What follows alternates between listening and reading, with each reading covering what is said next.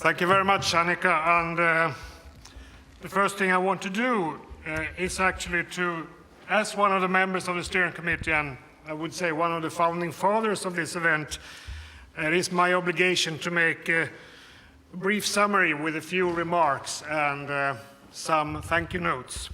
And first of all, a warm hand for you, Annika, for your fantastic work. For leading us firmly, but with compassion and wit. You've done that very well, and thank you for your excellent effort, really.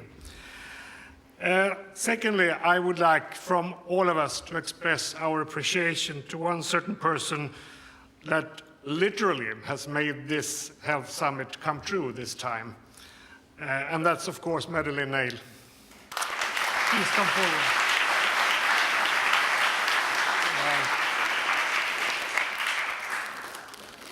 I know you should prepare this, but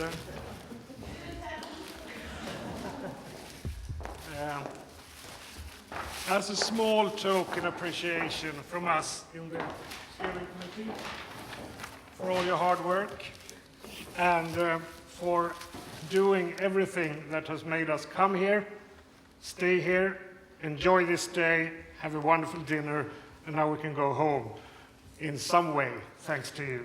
Thank you, Madeleine.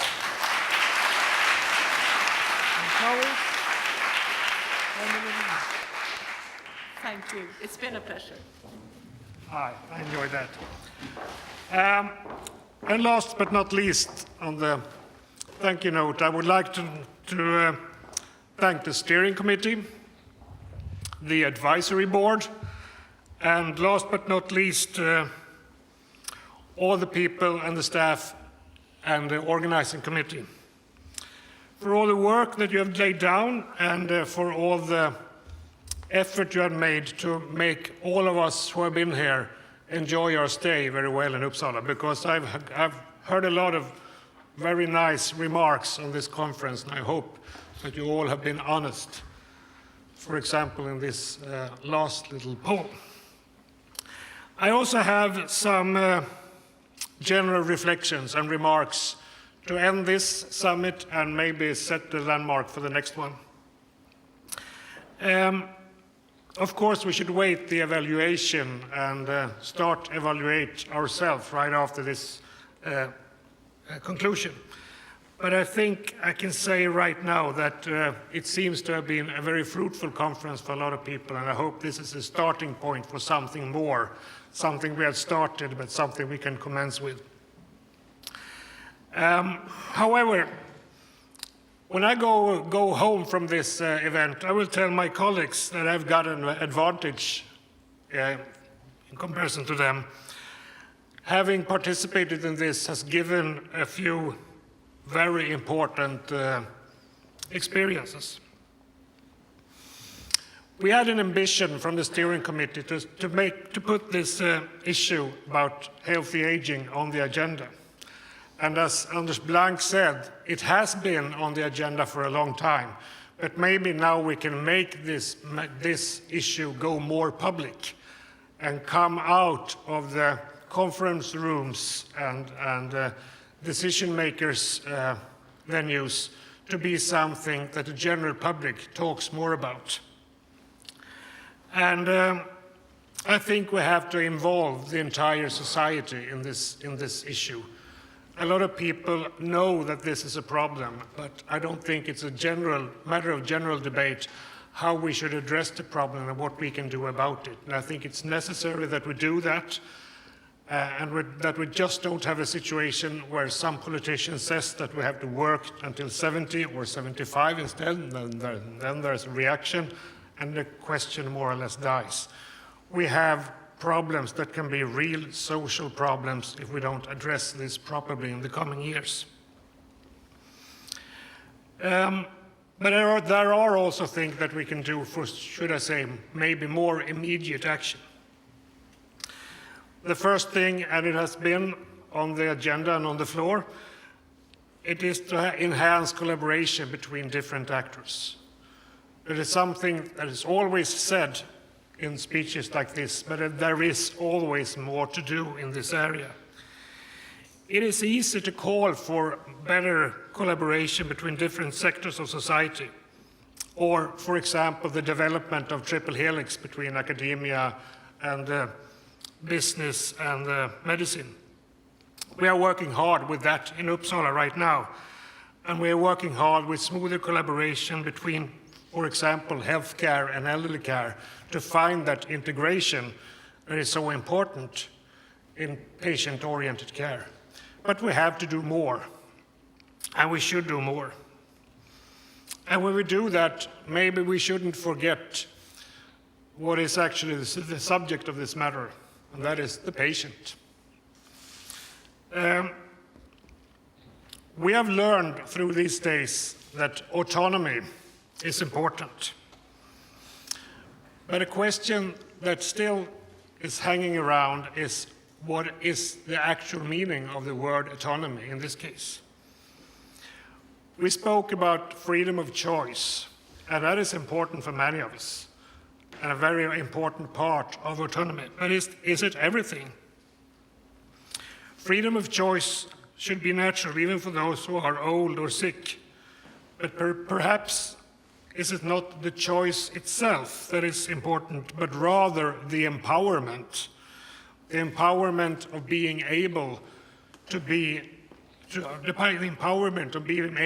make decisions and to have something to make decisions between.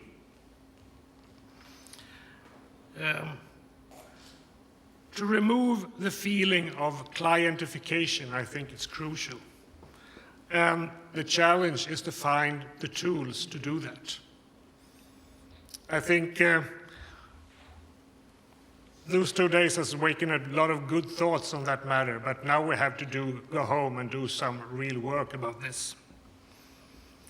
But also, to be autonomous, we have to be informed. And the information we need calls for communication. We also learned that there is a lot of information available. The hard task is to make it packaged in a way that we can understand and use this information and use it to communicate between people and between institutions. For example, it's very easy to say, eat right, don't smoke, exercise, and live happily. But it's harder to do it. And it's often harder to motivate people to do it and to make them understand why it is important. This is also a matter of empowerment, but a matter of empowerment and communication. In our county council here in Uppsala, we recently made the patient's medical records available to the patient. There's been some debate about this, and much of the debate has been on a sort of technological and somewhat also ethical basis. But this is not an ICT project.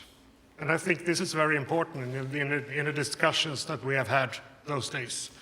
This is not an ICT project. It's a patient empowerment project. It's an issue of letting the patient read its own journal, not because then you can read it on the computer screen instead of on paper, but because then the patient can reflect over the data in the patient record and discuss those data with his or her physician. It is a matter of leveling the patient and the medical profession with each other to have a genuine dialogue and to make the patient or the older person again empowered. And then we should remember one thing. We have spoken a lot of technology as well during those days. But technology is, as you all may know, it's not the answer. It's the tool. Technology is the tool. But what is the answer? And what is the question? I don't think we have the answer, and I don't even think that we can ask the questions. But we have to listen to people to find them posing the questions so that we can take the questions, formulate answers, and use modern technology to empower people. And that will be my conclusion, and that will be what I bring home from this conference, and what I want to do when I leave this room and start working today and tomorrow.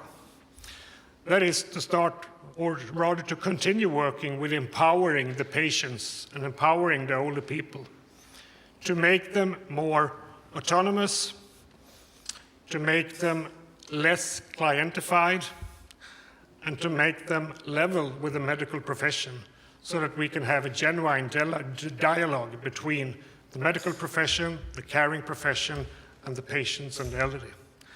And I hope and I think that this summit has given us some tools to go home and do that. And I urge you all, in your respective roles, to work on that. And I promise you that I will do that, and I will transmit it to my colleagues in the politics here in Uppsala and in the rest of Sweden, and in the rest of Europe, I hope.